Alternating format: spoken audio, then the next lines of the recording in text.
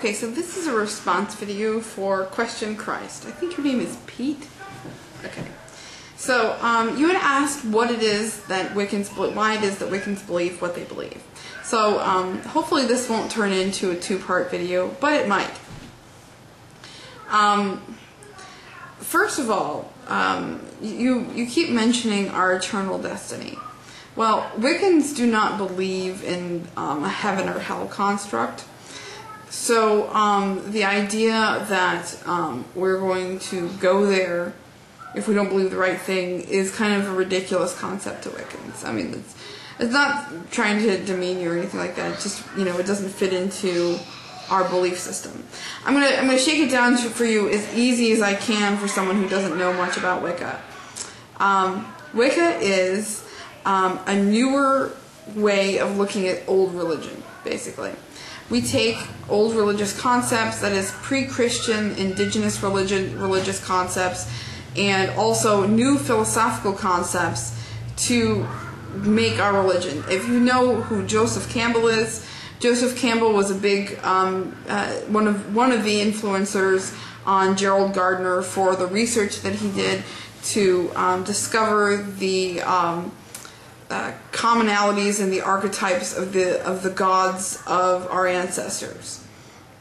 So when he was forming his own coven, he used people like Joseph Fraser and the Golden Bough, Margaret Murray, you know, and obviously not all the research you know, panned out. Some did and some didn't, and we have been able to evolve that. Also, Aleister Crowley,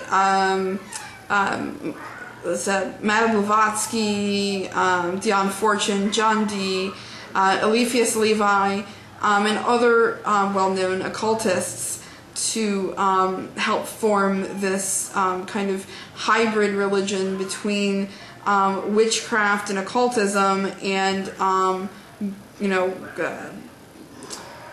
polytheistic-based spirituality.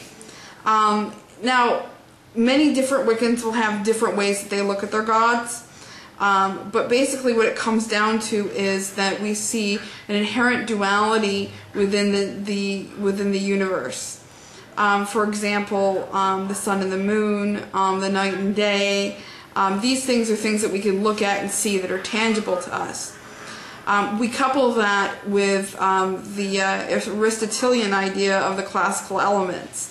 If you know about Aristotle, he added the fifth element to the four Greek classical elements of earth, air, fire, water, and he added the fifth, spirit. So most Wiccans will adhere to those as what the universe, everything that is incorporated in the universe falls into one of those categories. I wish I could explain all those to you right now, but alas, we are short on time. So it comes down to revering the universe itself as its own creator. And the way that we reconcile this is that in order for change to be created, there must be a subject and a catalyst. Nothing comes out of nothing. Even when we go back to the singularity of the Big Bang, there are theories out there that say there wasn't just one singularity, but two that collided. That's what caused the force that's pushing everything outwards from, you know, that's pushing the universe outwards, is that force of the collision of those two singularities. Now, the basis of that, if you look at it allegorically, most of the ancient creation stories fall into that. We recognize that those stories are allegorical. Unlike Christianity, which sees their stories, most of them, as you know, historical truth, we see our stories as allegorical. Now, you mentioned that you believe in Jesus because you see the historical fact in that, but really most of the historical fact is only found within the Bible, which has been highly edited. So that's one of the reasons why I don't really see that as being, you know, proof, so to speak, because I understand that the Nicene Council had a lot to do with putting the Bible together. Back to Wicca. As you mentioned before, Wicca surfaced in the 1950s is when it was publicized. Gardner started his coven, I do believe, in 1939.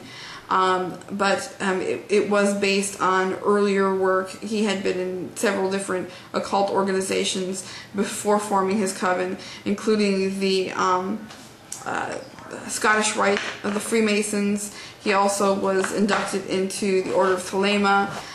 He also allegedly was in a coven in England called the New Forest Coven.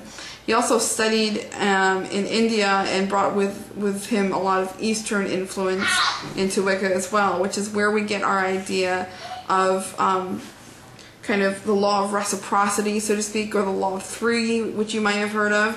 Instead of a sin concept where, you know, this external being punishes us for our sins, Wiccans believe that, or at least most Wiccans believe, that when we do something to harm someone, for example, that harm will come back on us. Some people believe it comes back 3 times. Some people believe that the idea of 3 is used metaphorically.